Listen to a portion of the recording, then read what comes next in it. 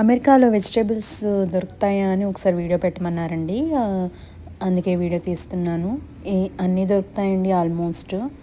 బీరకాయ ఉంది, చిక్కుడుకాయ ఉంది, చాలా దొరుకుతాయి. సీజనల్గా వస్తాయి.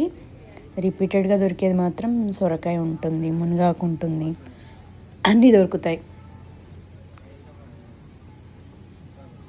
కాకపోతే ప్రైస్ అనేది 4 రెట్లు ఎక్కువ ఉంటుంది. సో ఎక్స్పోర్ట్ అని ఉంటుంది కదా. టమాటాలు చాలా డిఫరెంట్ ఉంటాయండి. హైబ్రిడ్ ఎక్కువగా అనిపిస్తాయి. మునగాకు, గోంగూర, తోటకూర, కొత్తగా వచ్చిన తోటకూర,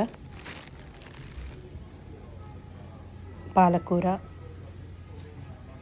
ఇక్కడ పక్కన ఫ్రూట్స్, ఇక్కడ అవకాడో కూడా ఉంది. అవకాడో బాగా దొరుకుతుంది ఇక్కడ.